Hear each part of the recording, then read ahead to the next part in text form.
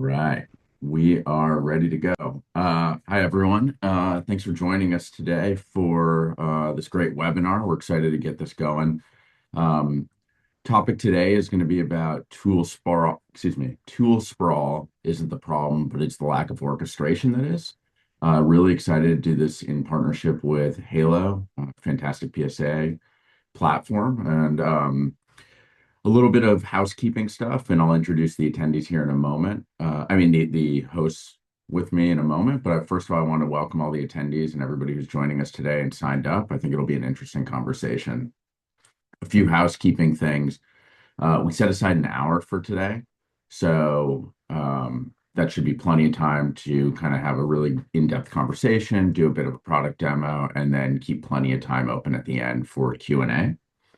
We're also recording this and we'll send it out post-session. So if anybody misses it, has to drop early or anything like that, it'll be recorded and we'll follow up with you afterwards. And really kind of just to sort of set the foundation and expectations for today. How we're looking at this is most MSPs don't necessarily have too many tools. It's the challenge of how do you orchestrate and coordinate all those tools together. And we feel like that's sort of like the framework that we want to go into this conversation with today. The concept is not about rip and replace. It's more about how do you focus and drive practical solutions operationally in 2026 for MSPs, and how do you overcome these challenges. So with that said, I'll give a brief intro on myself and then pass it over to these other two gentlemen. I'm David Schwartz. I'm the CEO here at PIA. A little bit of background about myself. Obviously, I'm sitting in the CEO role, so I get a broad landscape of all the things that we're going through and the active conversations we're regularly having with partners. In my past life, I was on the MSP side of the world and really actually actively trying to solve a lot of the same problems that we'll talk about today. So I did that within my own business and then also as part of and some M&A strategy with a bunch of other companies as well, looking for how do you prep the company to go into this future state that we were seeing coming. So that's a little bit about myself. I'll pass it over to my colleague Tom on the PIA team to give a brief intro. Thank you, David. Hey, everyone. Fantastic to see you all. Good morning, good day, good afternoon, depending where you're joining us from. My name is Tom. I'm one of the AI automation specialists here at PIA. A bit of background on myself. I've been at the company about just over 3 years now. If you've ever worked for PIA before or seen some of the previous webinars or videos, you might have seen me before. And essentially, my role has grown over the last few years, and I actually spend an awful lot of time working with MSPs, both on the technical training side of things. So I'll be running a bit of a demo for you guys in a little bit, so we can kind of see the sort of things that PIA can do, but also in terms of the development side. So PIA is very open in terms of the things you can build and bring to the table yourself as well. And very much on the subject of today, that includes bringing in tools, getting everything connected so that everything can be accessed and run and automated from a single kind of area. So we'll be talking about that and taking a little bit of a look at that as we go through. But that's me. So I'll pass you over to Morgan. Perfect. Thanks, Tom. Go ahead, Morgan. Thanks, guys. Happy to be here, and thanks everyone for tuning in. Morgan here, head of product over at HaloPSA. I've been with Halo for about 5.5 years now, and I've been fortunate enough to really be part of Halo's explosive growth that we've exhibited in the last sort of 7 or 8 years at this point.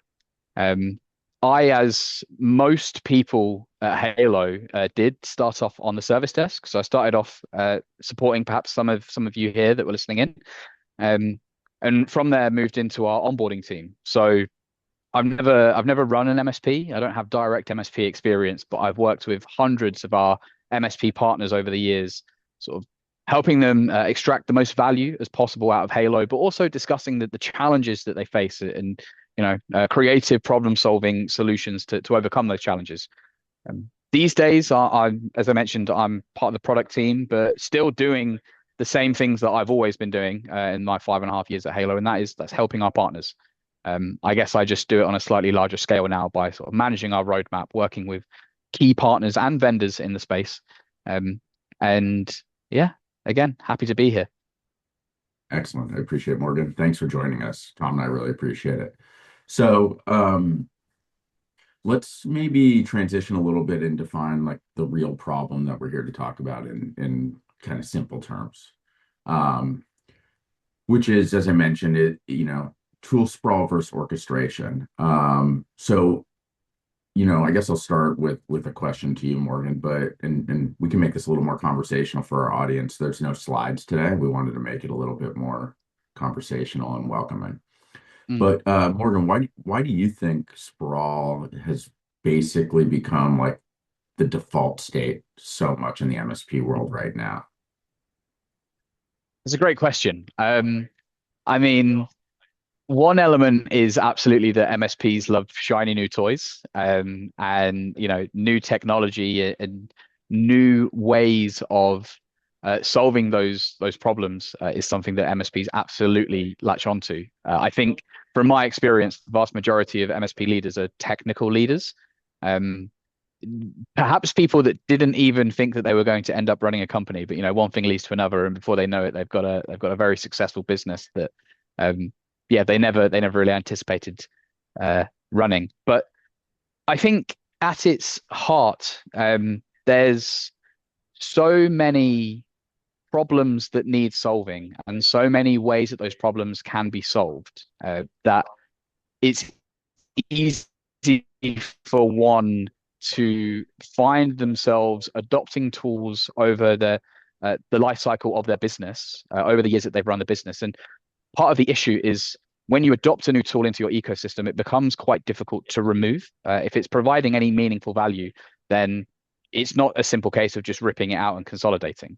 So I think over time there is this sort of accumulation of these tools, which, for what it's worth, I don't think is a problem at all. Which kind of touches on the topic of today's conversation, which is, it's not necessarily an issue that you have all of these tools, but if you do, you have to make sure that they're working cohesively, and giving you the insights that you need. Yeah, I would agree with a lot of that. I think that the unique thing about MSPs as a whole is they they all operate with what makes them unique and has allowed them to have a lot of success, and they end up running up against different challenges, one MSP versus the next. And I think the when you take that in combination with technical folks that really like new tools that are going to solve new problems, and then you mix that in with just the speed that technology is evolving right now, it kind of makes sense that we end up here, right? In this world where there's tons of tools. Sometimes the bigger vendors are not solving these kind of more nuanced, smaller challenges as fast. And so you see this proliferation of a lot of new solutions popping up, whether it's an MSP built or it's a standalone, vendor that enters the space. So I would agree with a lot of what you just said, Morgan. Yeah, for sure. And you know, it's something that's only happened recently, maybe the last sort of 1 or 2 years here at Halo, but Halo has grown to a scale now where we're seeing community built apps pop up. Um, I'd like to think that Halo keep up with the ever evolving landscape with our sort of bi-weekly releases. But even still, like, there's only so many of us. Our entire development team is about 20 people, right? So that's just simply not enough hands, not enough keyboards to solve all of the problems that people face out there. And so what MSPs do, what these the more tech savvy or software shop MSPs end up doing, is solving these problems for themselves.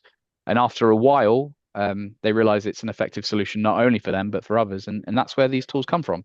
And I personally am a big proponent of that. I like an open market, and I like to see the cool things that our partners, our partner customers, and our consultant partners come up with. So yeah.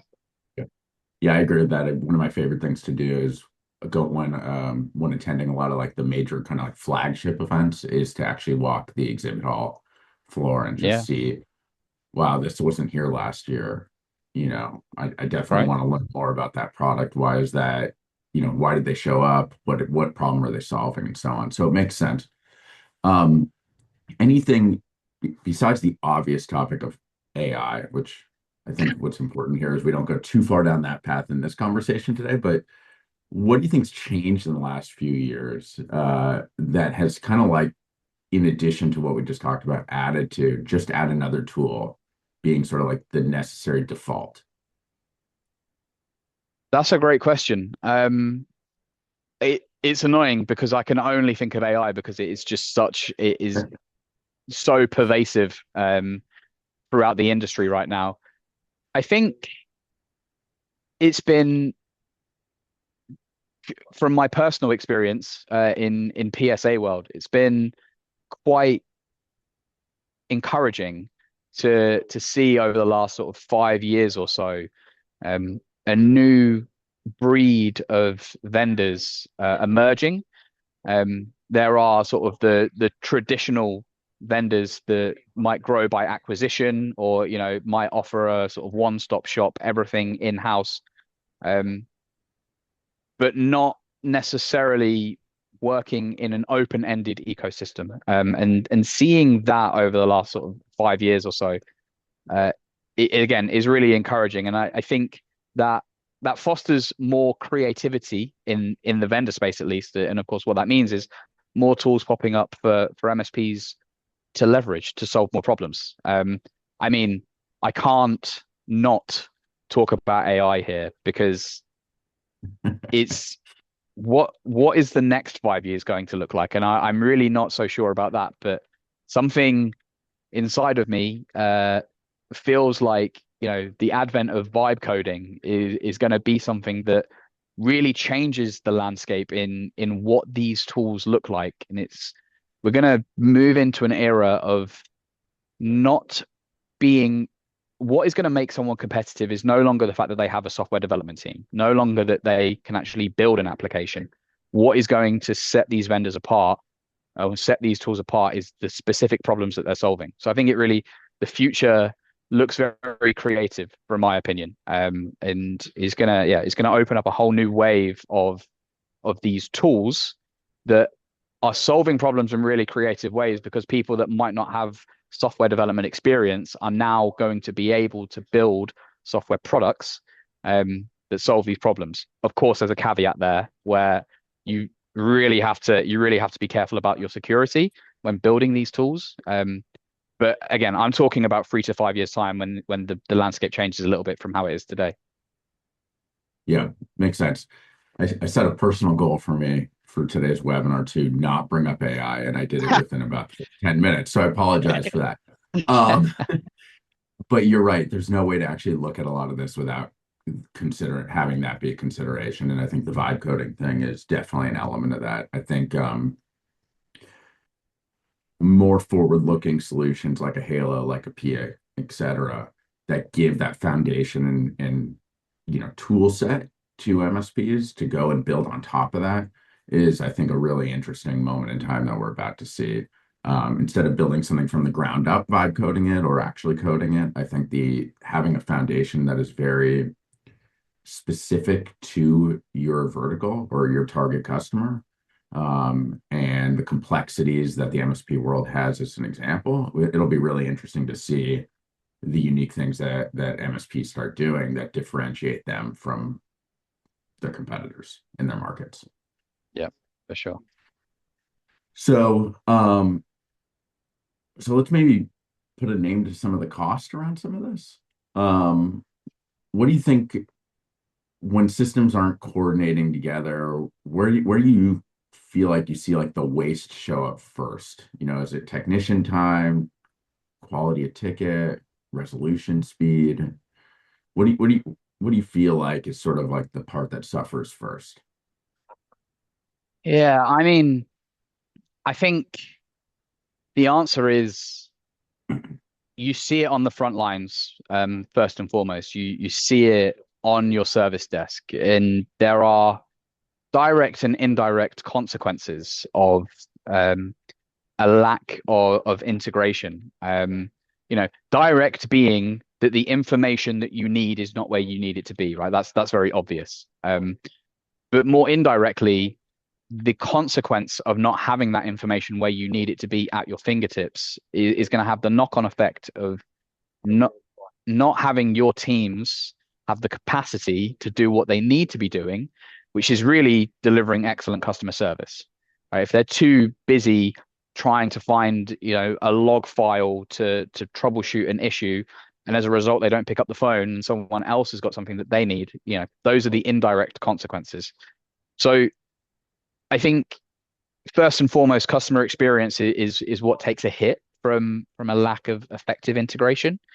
Um, and then, on the other side of the house, from a management perspective, not having that information in a central location now puts up barriers and reduces your ability to actually get a full picture of what's going on. And I mean that from a reporting perspective, right? So you now don't have those insights on agent utilization. You now don't have those insights on your profitability. You can't see those devices that are out of warranty, for example, stuff like that.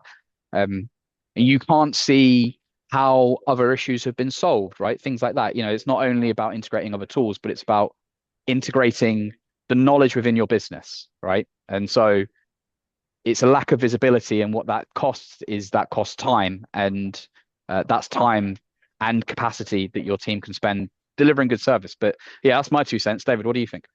Yeah, I agree. I think the thing that suffers first, which is by far and away, I think the worst for MSPs to be challenged with, is like quality. What is the customer experience? How is the customer experience impacted when there's too much sprawl and it's showing up, it's creating waste in some way. I think the quality is what suffers first.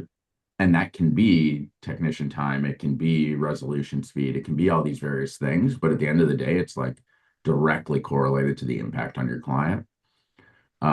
So that is definitely an area that I feel like, you know, the P at TMCs regularly is the MSP is the MSP world as a whole is a really unique landscape because you're never told when you do things right with your clients for the most part, right? You never hear about that because it's sort of expected. Um, and it's all about how do you show up if anything goes a little bit wonky or sideways.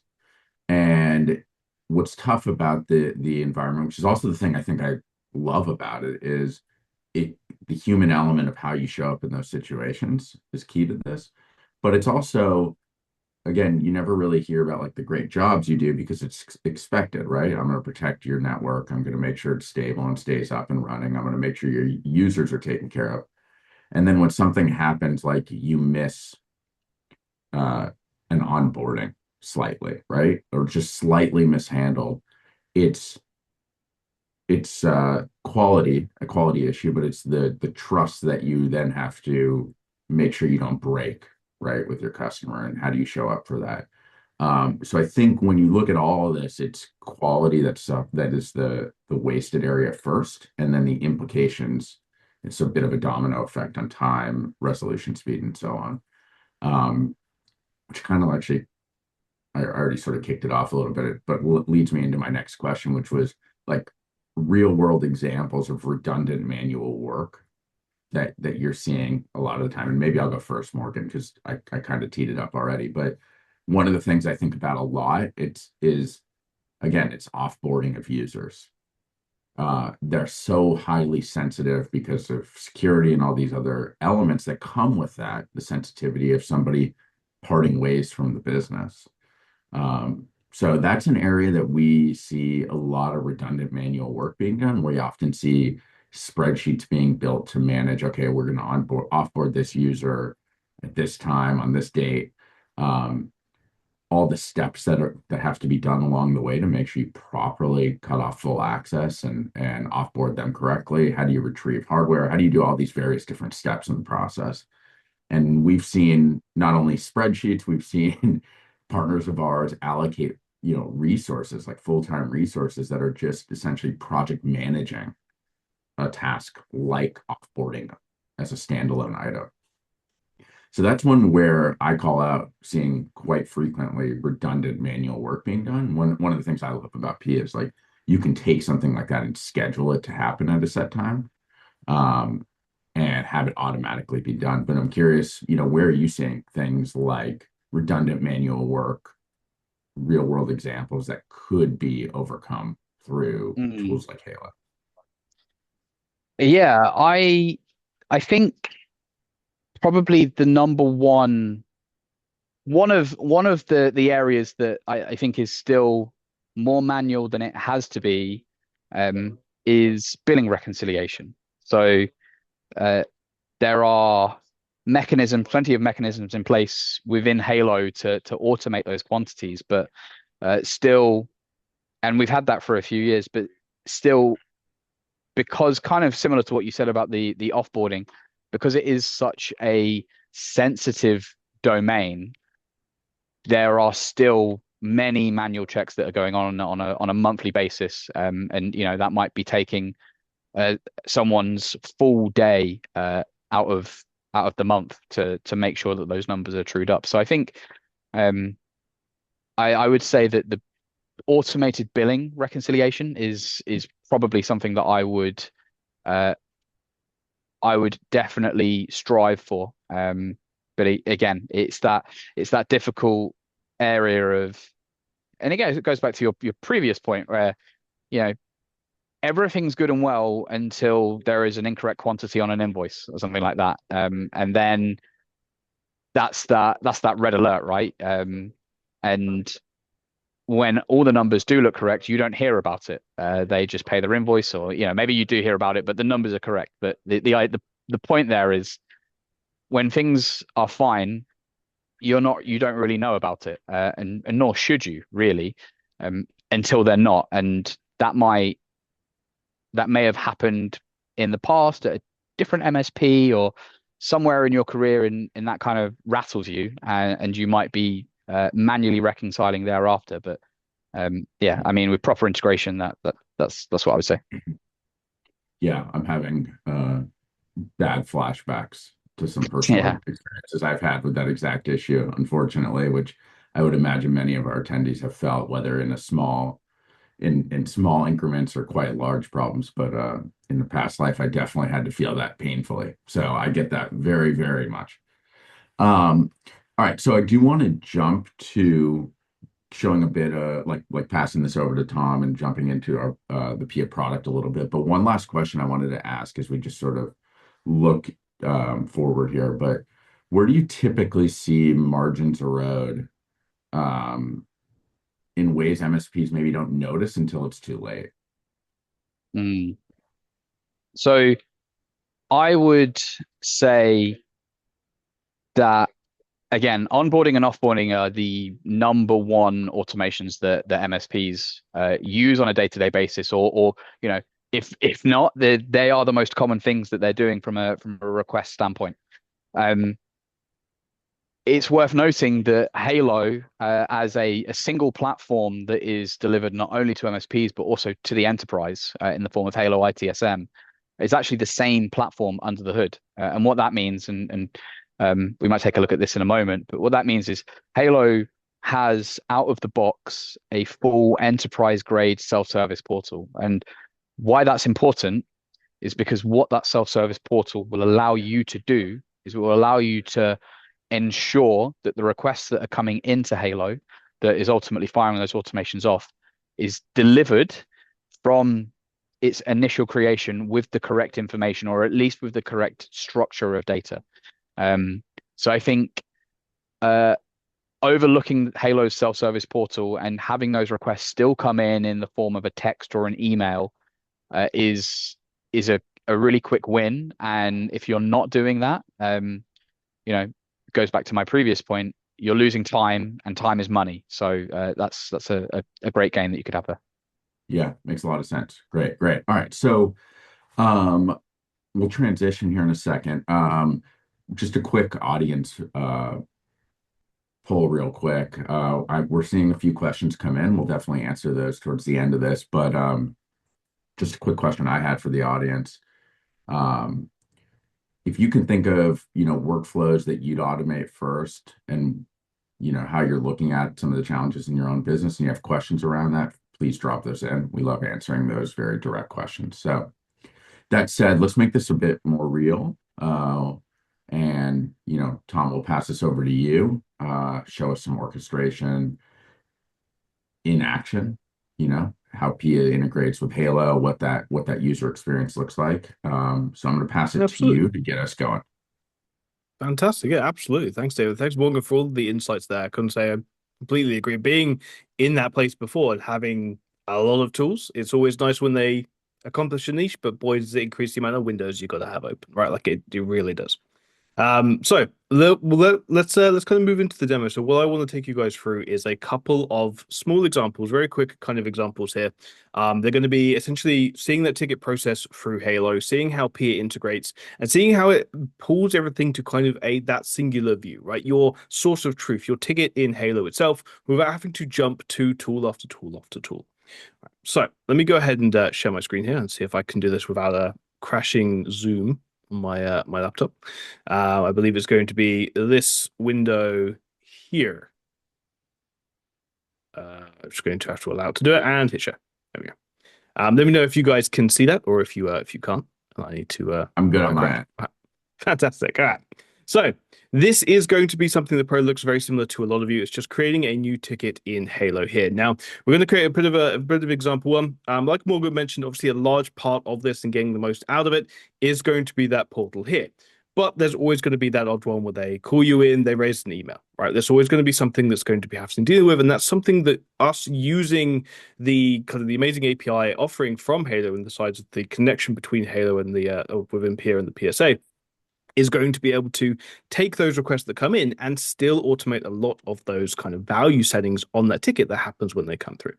So I've got a bit of a small example here. You can see it's a new staff account. We're going to create an account for Steve here. He needs the same access as Phil. So we're just going to go ahead and submit this ticket here as if it was an email essentially coming through from our kind of end user, right? So this obviously opens up the ticket. As I've come to expect from Halo, which is always really, really nice. And now what's going to happen in the background is Peer is connected to Halo over an API layer, and we're actually going to get a webhook from the system. You can see it's actually did it before I finished my sentence. We're going to get a webhook from the system that allows Peer to read the ticket, use AI and machine learning to determine the use case that's going on here, and set a bunch of those values for us. So we can see the critical priority has been set, the Peer processing status has been set, as well as the assignment to, I'm going to say me, I'm logged in as Chad's account. I'm not quite as handsome as Chad, but I am using his account at the moment. So when you see that, imagine that's my name. But it's gone ahead and done all of that kind of work there for me. So that's already fantastic. That's already a lot of value in the connection between the two that we have, right? And now, as an engineer, what would typically happen is I would look at this request and be like, right, well, I need to find the client. I need to connect to their environment, right? I need to start opening Windows, remote desktop, log into their Azure, whatever it might be. I now need to start branching out. With Peer, essentially all of that work, all of that connection is already done in the background. So I can actually use this singular portal to do everything that I need to do in terms of the user onboarding. So there's actually two ways to use it. We have a pod built in here as well. I'm more partial to the browser add-on here. It's basically kind of a little floating pod where you get to interact with Peer here. Now Peer is going to pop up, and if it has a recommendation for the type of ticket that we're looking at, it's going to offer it here. And you can see it has done with our staff onboarding request. So I'm going to go ahead and click on that, and I'm going to start this automation. Now, what Peer is going to do on my behalf is connect to the client's environment. In this case, it's just my little kind of little demo tenant, and it's going to start running through all of those steps that I would typically have to do as an engineer.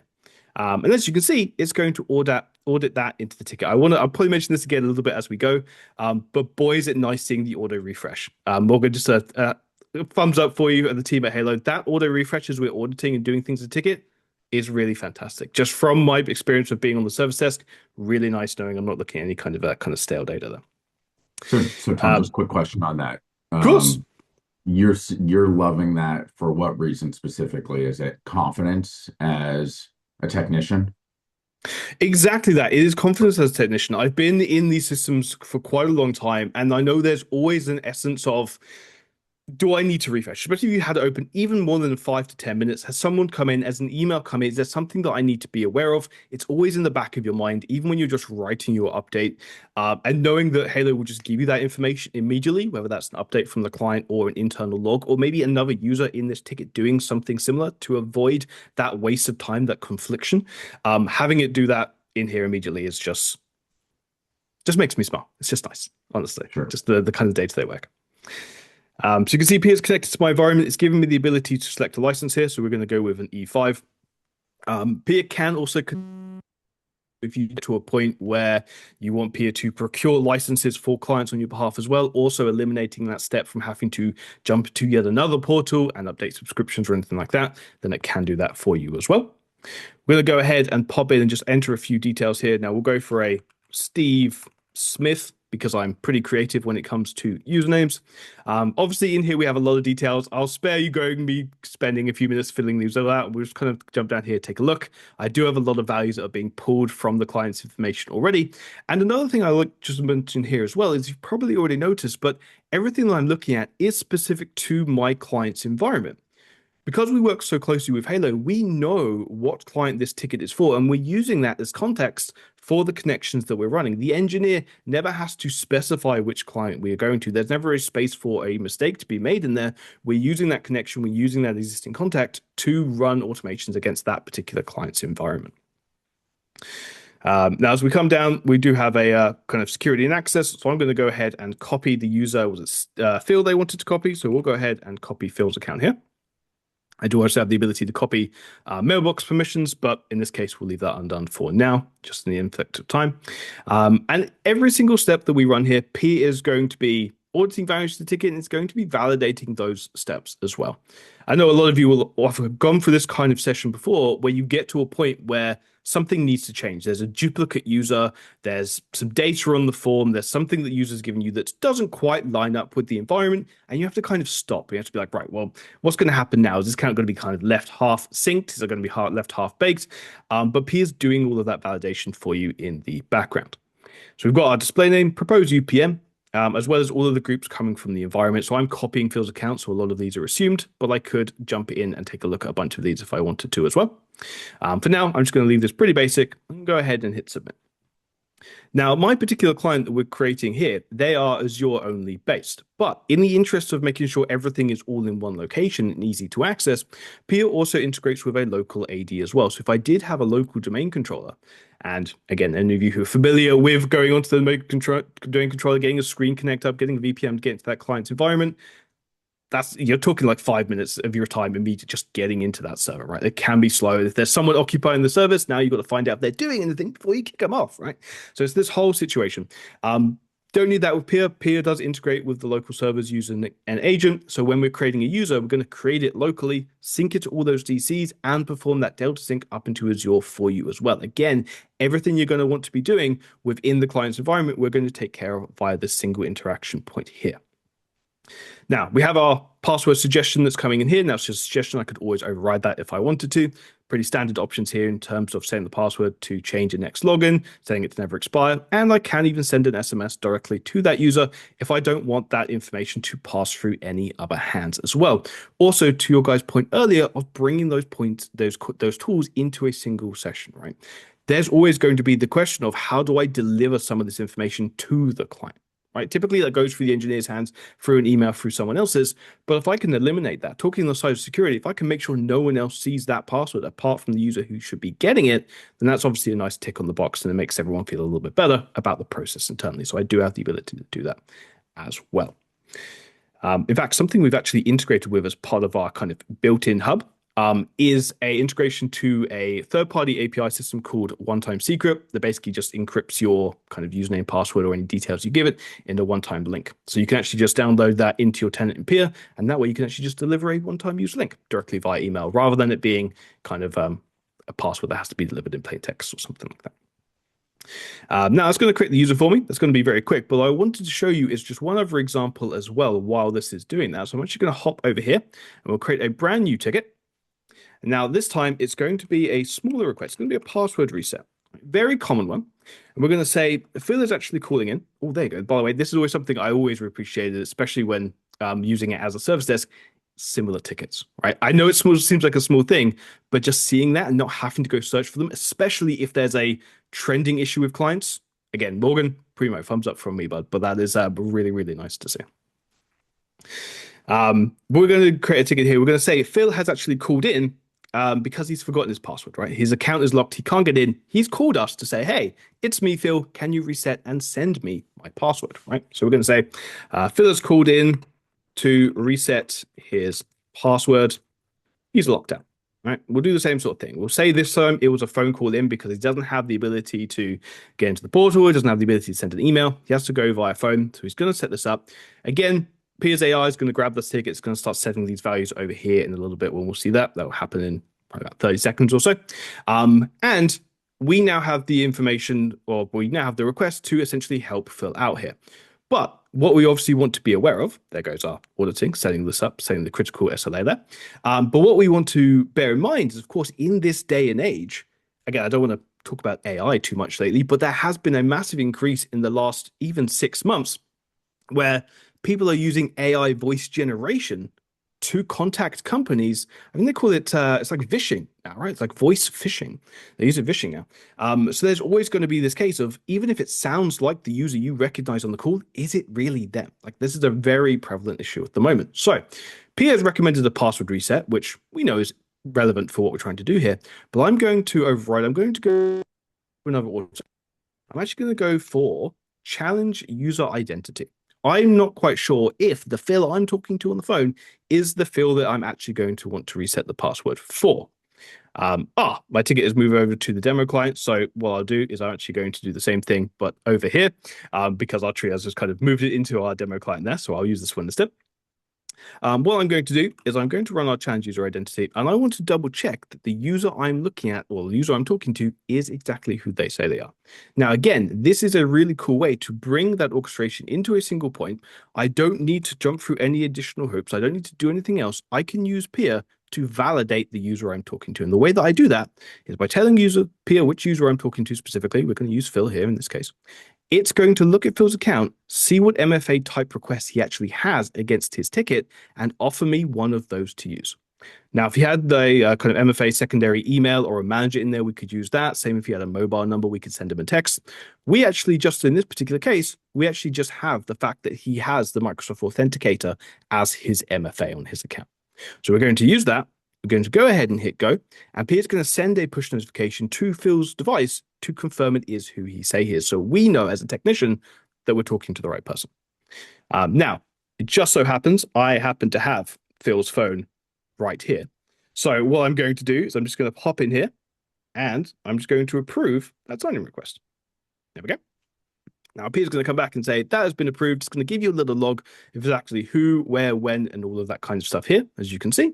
And now I know I am talking to Phil and I'm okay to go and reset that password. Again, even something like the resetting of password, it's small. It's a small, simple task, but it takes time. It's just getting to that client's environment, performing that validation so you know who you're talking to, potentially going to their local DC, logging in, kicking off another user. I can do all of that in seconds here. Just by generating a password, resetting on the user, P will take care of everything with the background. Everything gets audited nice, quick, and easy into Halo. And now I can give Phil the password, potentially deliver it via one of those methods we've spoken before, and my ticket is closed. And that was all of 27 seconds of me running that password reset package right there. So it really brings everything into one location. I got to tell you, from my history, being able to do this in a single window, I know we're all pretty guilty of having a lot of Chrome windows up and around, but having the ability to do this all in one thing without having apps and web pages and everything like this, one of them times out, you have to log in, it's back into 2FA. Having all of this being able to be done in here is really, really efficient. And it's really nice for me to see from my side. It's even with the background that I've had. Hopefully everyone that's watching it here is feeling the same sort of thing as well. But if there's anything you do want to see as well, anything additional you want to ask about Pia specifically, or just what Halo does in terms of this kind of orchestration and connection, do make sure you pop it into that Q&A section into the chat, and we can always revisit or jump back into anything particular in here. But with that one thing I'll just say on that, Tom. Yeah, tell me what you do. Is that I think that emphasizes the orchestration conversation, right? Like when we think of tool sprawl, specifically, we're thinking about a bunch of different tools that all provide a lot of value in different ways. How do you bring them under a single roof, right? Um, but what we're also seeing here very specifically is how PIA being embedded within Halo, the technician has not had to actually leave the PSA at all to do any of this. So it's not just the Absolutely. consolidation of the tools, it's the simplicity of performing the work itself. Absolutely. And I was going to say one more thing before I throw it open as well. One of the things that our MSPs on the same page of bringing everything kind of into one of the things they've benefited from, especially with Halo, is that API access, right? We've had values that do want to update values, maybe even create agents within the system itself or anything like this. When they're onboarding an engineer, they don't want to have to do of that. I don't know if I'm stepping on your toes too much here, Morgan. Do tell me if I am. But the fact that literally everything you can do in the UI in Halo, you can do via the API. Pia has that connection. So if you want to build something, and we'll help you there. If you want to build something that can do any of those administrative tasks in the system, you're going to be able to do that. And whether that's engineer led, whether that's kicked off from externally, whether that's on a schedule, right? Especially when you're talking about billing reconciliation, all very doable. So again, No, last not thumbs up for stepping me on toes there. at all. Yeah, no, absolutely. I mean, it's something that I say to all vendors who first reach out to Halo, seeking to understand what an integration might look like. I tell them, here are the API docs, but actually you don't need any of this. Just open up the dev console directly in the browser. And yeah, it's when we built Halo 6 years ago now, we had the opportunity to really think about the technology. Halo's been around a lot longer than 6 years. Some may not know, but we were formerly running a Windows-based help desk application for about 20 years. And so, after throughout those 20 years, we developed a really feature-rich platform. But of course, the technology was completely outdated, running on some version of Pascal or something, I think. And yeah, that meant that when we did launch with Halo, or when we were thinking about the architectural build there, we really had an opportunity to be forward leaning and think about what the future may look like. And so yeah, you kind of see that in the UI for sure. One of the first the initial reaction from the MSPs when first looking at Halo is, wow, it's so colorful, it's so intuitive, and I think a big part of that can be lent to the fact that we use React in the front end, which was actually initially developed by the Meta team. So they have a vested interest in making sure that their UIs are, almost addictive, right? For better or for worse.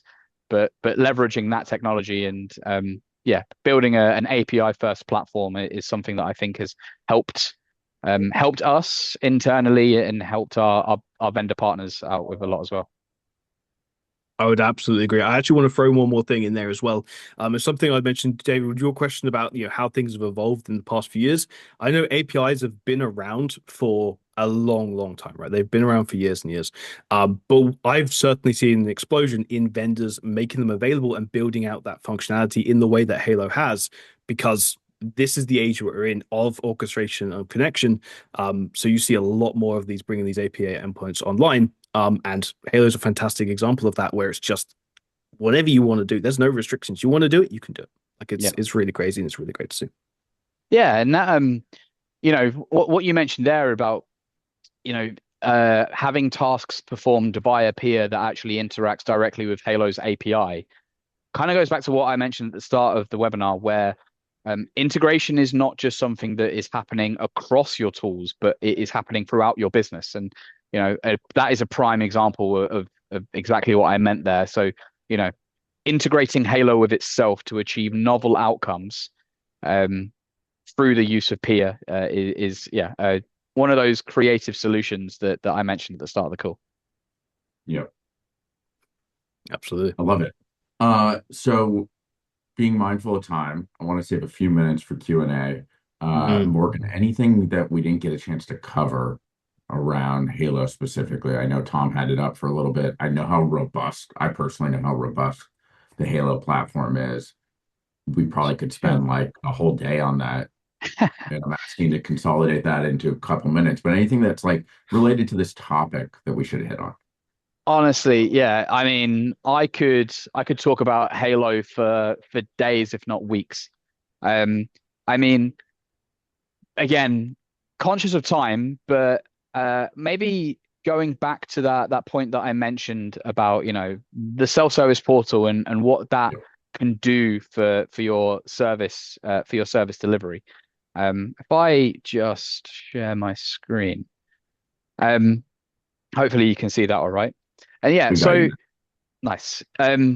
Yeah, as Tom mentioned there, Halo's an API first platform, and really the scope of what you can do within the tool from an API perspective, but also from a usability perspective for our MSPs is um, unprecedented. Not to blow our own trumpet, but it really is. And what I mean by that is it really is an open-ended experience in Halo. And one example might be what you see on the left-hand side here, service desk projects and sales. You can have as many of these as you want.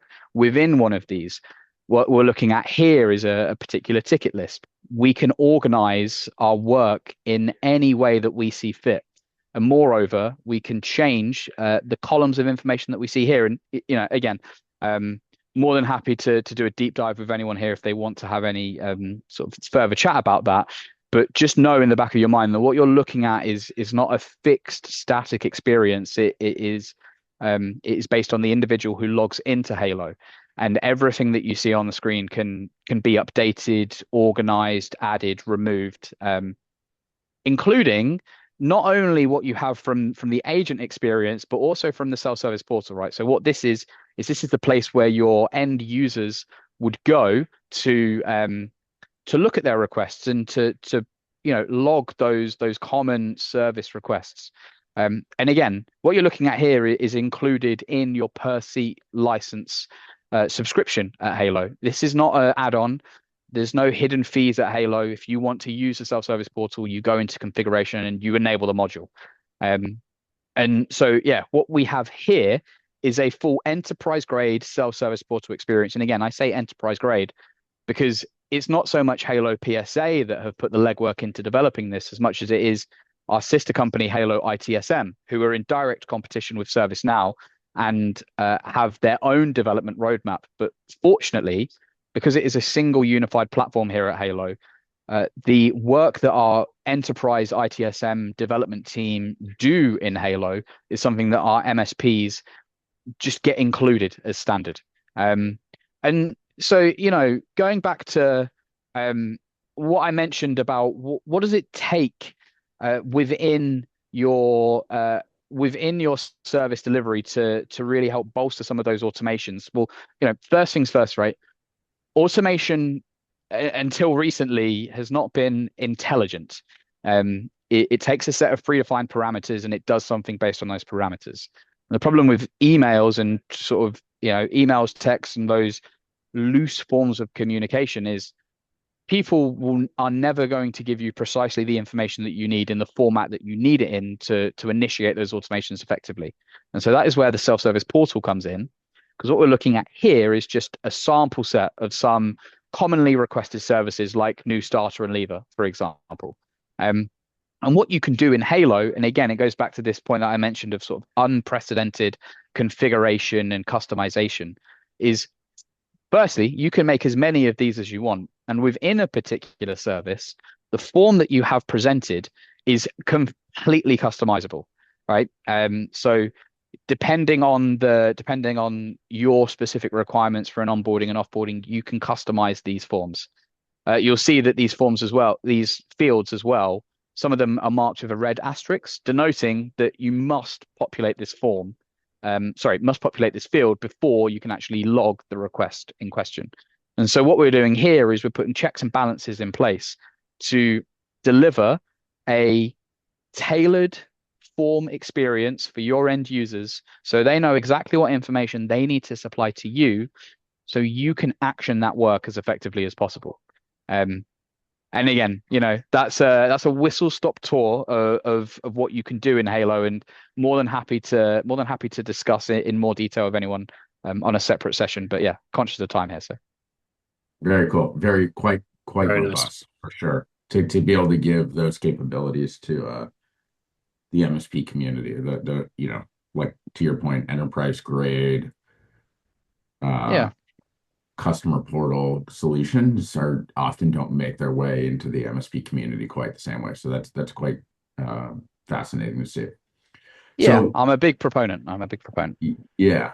So moving into some of our questions that we already got, I eyed a few of them just while you were demoing that. With the last 10 minutes or so, I figure we could jump in and I'm going to throw a kind of a big one your way out of the gate, Morgan, because it's the one that caught my attention the most. Sure. Uh, when MSPs are deciding to move over to Halo, um, or start using it more strategically, they're already on Halo and they're starting to lean more and more into it outside of like the basic PSA capabilities. What outcomes are they usually trying to drive? Mm. I think the the answer there is that the journey tends to look something like this, right? An MSP will come from another PSA tool. I'll let you use your imagination to pick the names there.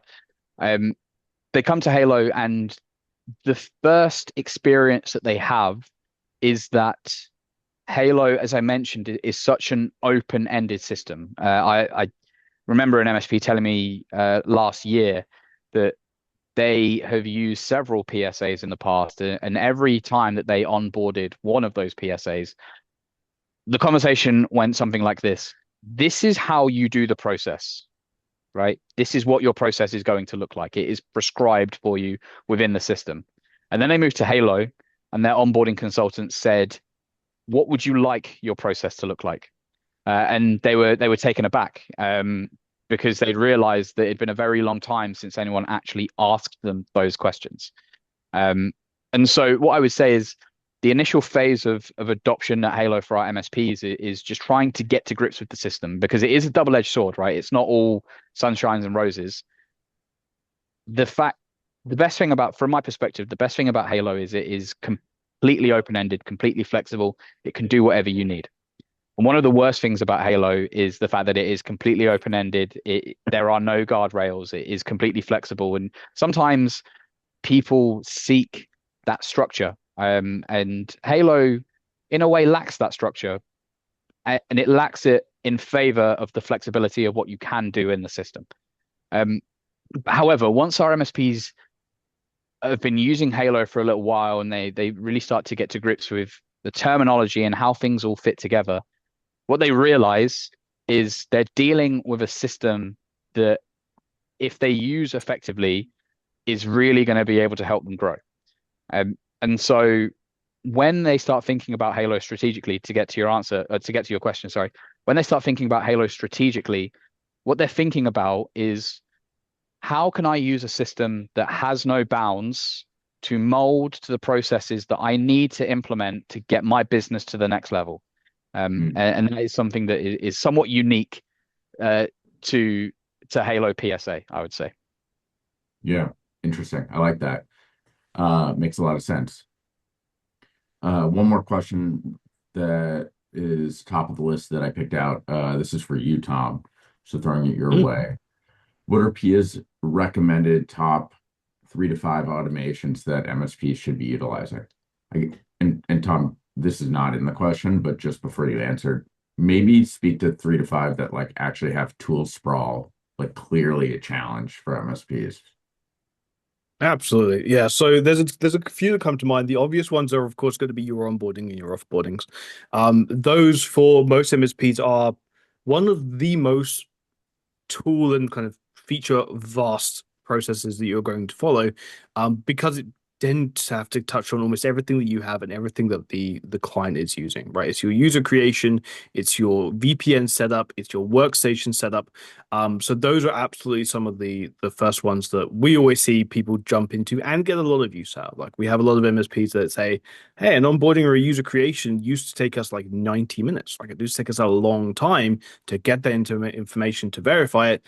And with Pia, we're down to like 20 minutes, right? Because it's hitting so many of those areas.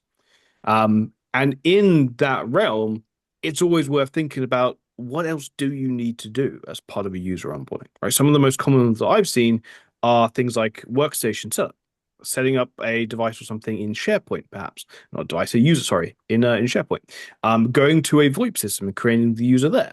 A lot of these systems, as we spoke about earlier, they will have API endpoints that you can use to allow peer to make those changes for you. So those are some of the most common ones. But I would say for some of the others, they're going to be obviously the password reset is very quick. Challenge user identity is very good. It means, again, putting all that process into the PSA. But another one that perhaps gets maybe a little bit overlooked that I would certainly recommend is device troubleshooting. This is a little bit more niche specifically, and there are a lot of tools out there again that would be able to accomplish things like that. Obviously, you have your RMMs, you have any kind of this kind of remote management stuff. Peer is not looking to replace your RMM, but it has a lot of that functionality in there. Even if you just want to kick off a quick report, takes 30 seconds to kick off, Peer connects the user's endpoint to their laptop, to their desktop, and just starts running this really cool little report that you can pull out, which shows you what's using their CPU RAM, what's using their RAM, all this kind of stuff. And again, that's just one button inside Peer while the engineer is doing something else. They don't jump to the RMM. They don't jump to a screen connect. They don't jump to immediately interrupt the user's day with, hey, I need to jump on your system and grab your event logs kind of situation. We can do all of that from our single endpoint here. And it just really helps to pull it all to a single point and streamline the process, to be honest. So those would probably be the top kind of 3 to 5 that I would recommend. Cool. Makes a ton of sense. What I got two more questions here. When MSP, and I can take the first one and we can make it a little conversational, but when MSPs start thinking about automation, where do things usually break down first? Which I think is a huge question. I'll probably put a little bit of a different spin on my answer than maybe expected, but what I typically see is amazing ideas and vision on wanting to go down this path from MSPs and a shortcoming in terms of understanding this is a longer term commitment and it's constantly something that needs to be done to sort of like continue to sustain the business because as technology is evolving so fast and the landscape, the MSP landscaping is evolving as fast as it is too, it's something that sort of requires like constant work. I sort of like think of it as, you know, you don't go to the gym, unfortunately, once and get fit. It's like a consistent thing that has to be worked on. At the start of every year, I get so excited about the gym, and that vision is fantastic. And my ability to stay consistent and execute is where things go wonky for me personally. So I look at it very similarly as it relates to automation, and like it's a commitment, but the outcomes are so powerful. And so I would say that's where I see things break down is the handoff between it being a vision and actually executing it. What do you guys think? Morgan, you go first. Um, yeah, I agree. I think that the it's an ever evolving beast, and the reality of automation is that it works. It's static, is what I'm trying to say, and these automations are static in their operation, but your business is not, right? Your business is ever evolving. There are different needs. There is maintenance that is required. So I think that, and I guess the other thing is to make sure that when building these processes and building these automations, that the correct amount of time and effort goes into actually making sure that they are airtight, and cover a variety of different bases that may not have been considered initially. Tends to be that, you know, things will get put in place to satisfy a certain requirement, but another adjacent requirement has not been taken into consideration at all, and then everything breaks. And so, yeah, I think more robust, comprehensive consideration in the sort of design phase will go a long way. Yeah, makes a lot of sense. Go Yeah. for it, Tom. I was gonna, yeah, add an extra step in there as well. Like, I completely agree. And something I've seen an awful lot, I've definitely been part of as well in automation efforts, is less of a breakdown, but more of an unexpected step that has to be kind of taken into account, is the fact that just because there is a system in place, let's say, for example, for user onboarding, there's probably some documentation, there's probably some knowledge that the techs have about how this process works. But I've had a lot of conversations with MSPs where they start to approach it from an automation perspective. And all of a sudden they're like, why are we doing it this way? Like now we need to reevaluate the actual goal and what exactly we're doing.